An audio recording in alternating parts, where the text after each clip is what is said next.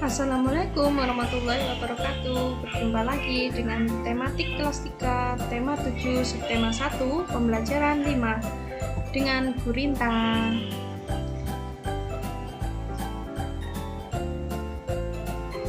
Kita baca bersama-sama ya anak-anak. Tidak jauh dari tempat tinggal Udin terdapat sebuah peternakan sapi perah. Pemiliknya mengizinkan Udin dan teman-teman untuk berkunjung. Tentu saja Udin dan teman-teman merasa senang. Di peternakan, Udin melihat banyak sapi perah. Ada yang sedang diperah susunya, ada juga yang sedang memakan rumput. Udin diberi teks bacaan tentang susu sapi dan cara pengolahannya. Udin dan teman-teman membacanya bersama-sama. Banyak sekali hasil pengolahan susu sapi.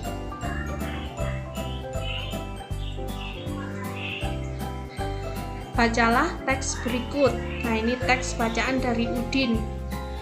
Judulnya Pengolahan Susu Sapi. Susu merupakan hasil utama dari sapi perah. Susu sapi segar memiliki daya tahan sekitar 5 jam saja. Susu perlu diolah dengan baik supaya gizi dalam susu dapat dinikmati kapan saja. Pengolahan susu sapi dapat dilakukan dengan teknologi pangan. Teknologi pangan penting untuk menghasilkan jenis makanan baru. Teknologi pangan juga menjaga agar makanan tetap awet. Susu sapi dapat diolah menjadi berbagai jenis makanan baru. Contohnya adalah yogurt, keju, permen, mentega, hingga es krim. Hasil olahan susu sapi biasanya sangat disukai oleh anak-anak. Dalam proses pengolahan susu, yang paling penting setelah hasilnya adalah cara pengemasannya. Pengemasan produk dapat menentukan daya tahan makanan tersebut. Daya tahan susu yang dikemas dengan plastik biasa akan berbeda dari susu yang dikemas dengan kardus kedap udara.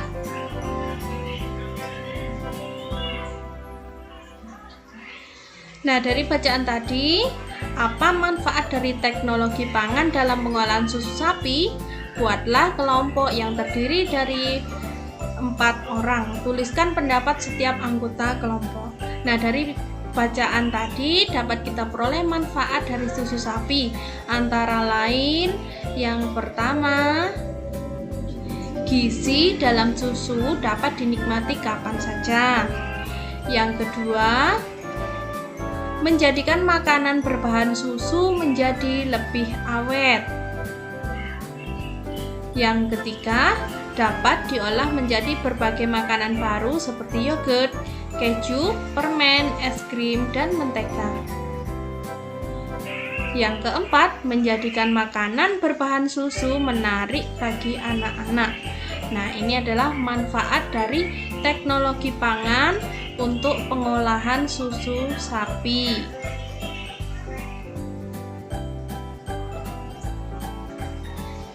Berdasarkan hasil diskusi, manfaat dari teknologi pangan dalam pengolahan susu sapi adalah gizi dalam susu dapat dinikmati kapan saja, menjadikan makanan berbahan susu menjadi lebih awet, dapat diolah menjadi berbagai jenis makanan baru seperti yogurt, keju, permen, es krim, dan mentega, menjadikan makanan berbahan susu menarik bagi anak-anak.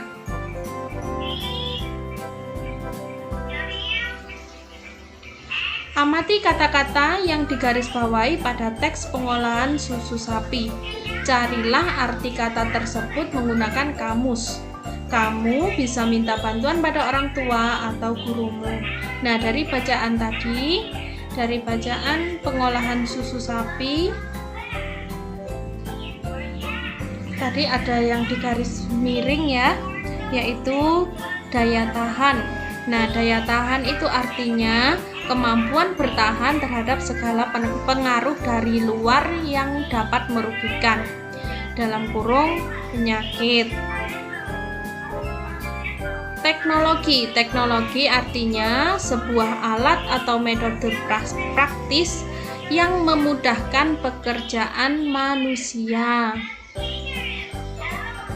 Ketiga, pengemasan. Pengemasan artinya proses atau cara untuk mengemas suatu produk. Yang keempat, kedap. Kedap artinya tidak mudah atau tidak dapat dimasuki udara. Nah, ini adalah beberapa kata yang ada pada pengolahan susu sapi yang digarisbawahi. Dan ini adalah arti-artinya ya. Selanjutnya, buat kalimat baru menggunakan kata-kata di atas. Jadi kata-kata yang tadi dibuat menjadi kalimat. Yang pertama, daya tahan. Nah, dibuat menjadi kalimat, susu sapi mempunyai daya tahan kurang lebih 5 jam. Nanti anak-anak bisa membuat contoh kalimat sendiri ya dengan kata daya tahan. Yang kedua, teknologi. Hasil panen dan ternak dapat diolah menjadi makanan jadi dengan teknologi pangan. Nah, ini teknologi dibuat menjadi kalimat. Yang ketiga, pengemasan. Pengemasan berfungsi menjadikan makanan awet. Ini contoh kalimatnya ya. Yang keempat, kedap. Plastik kedap akan membuat makanan menjadi awet.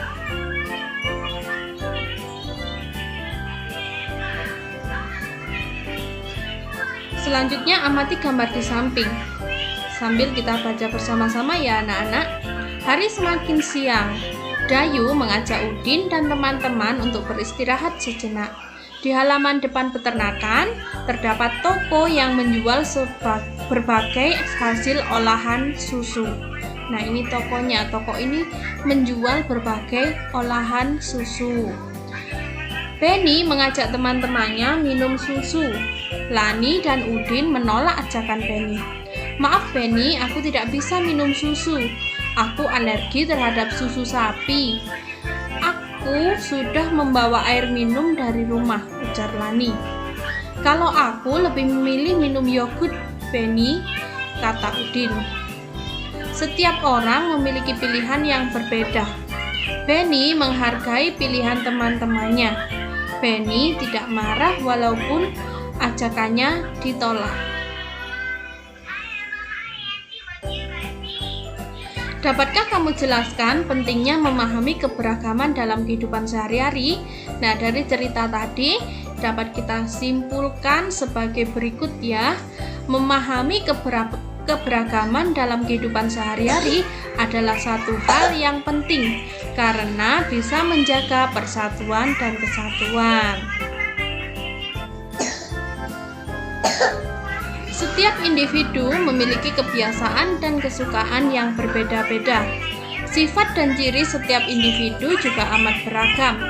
Beragam artinya bermacam-macam. Dengan memahami keberagaman atau macam-macam sifat dan ciri-ciri setiap individu, sifat tenggang rasa dalam diri kita akan terasah. Tenggang rasa artinya kita dapat menghargai perasaan orang lain. Bagaimana sikap yang harus kita ambil dalam menghadapi perbedaan? Tuliskan hasil diskusimu. Nah, dalam menghadapi perbedaan kita akan mengambil sikap yang positif, antara lain 1. Menghargai dan menghormati segala perbedaan yang ada di masyarakat. 2. Ikut menjaga dan memelihara keharmonisan di atas segala perbedaan yang ada di dalam masyarakat. 3. Tidak memaksakan pendirian yang kita anut kepada orang lain dalam kehidupan bermasyarakat. Nah, ini contohnya seperti yang ada di teks tadi. Misalnya ada salah satu anak yang nggak suka, yang alergi susu sapi, maka dia berhak untuk menolak ajakan untuk minum susu sapi karena dia alergi. Jadi kita yang menawarkan juga tidak boleh untuk memaksanya. Yang keempat, menyelesaikan permasalahan atau pengambilan keputusan dengan musyawarah sehingga perbedaan yang ada bisa terjembatani dengan baik. Jadi segala permasalahan itu harus diselesaikan dengan jalan musyawarah.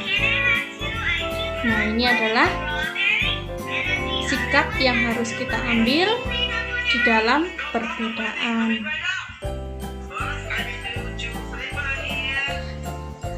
Oke, selanjutnya yaitu tentang volume benda.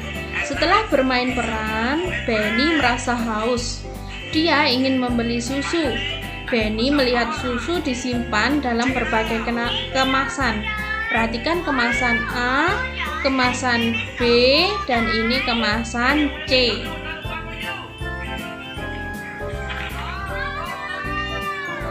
Kemasan A diisi dengan susu yang terdapat dalam kemasan B.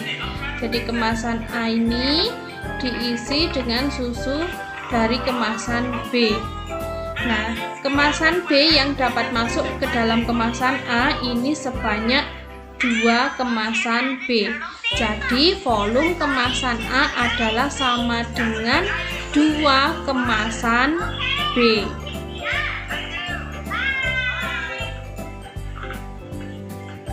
Kemudian kemasan A diisi dengan air yang terdapat dalam kemasan C. Nah, kemasan C ini sepertinya lebih kecil lagi ya anak-anak. Nah, jadi kemasan A ini jika diisi dengan kemasan C yang lebih kecil tadi, itu membutuhkan 4 kemasan C. 1, 2, 3, 4. Jadi, volume kemasan A sama dengan 4 kemasan C. Maka volume kemasan A, B, dan C berbeda. Kemasan susu merupakan satuan volume tidak baku.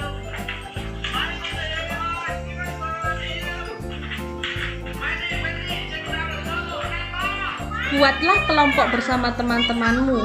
Lakukan percobaan mengukur volume. Ikuti langkah berikut. Kumpulkan botol minum dari setiap anggota kelompok. Siapkan alat ukur berupa gelas plastik berukuran sama. Ukur volume dari air minum di setiap botol minum.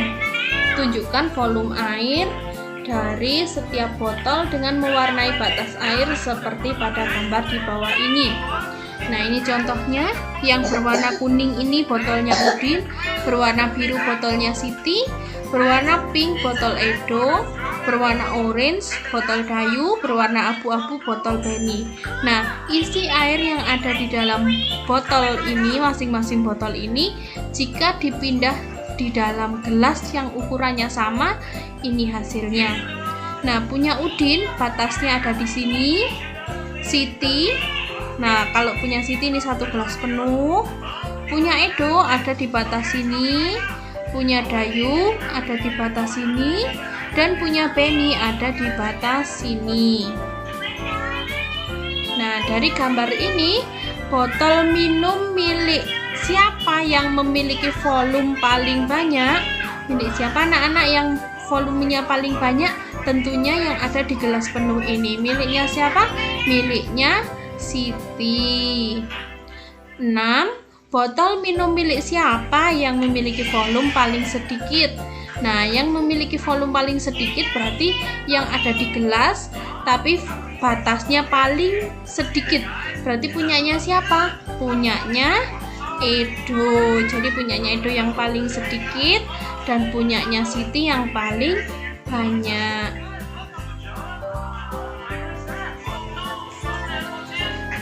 Membandingkan volume benda. Amati gambar berikut. Lingkari gambar yang memiliki volume lebih banyak. Nah, dari gambar ini, volume yang lebih banyak yang mana? Nah, volume yang lebih banyak pastinya yang ini ya. Gambarnya galon.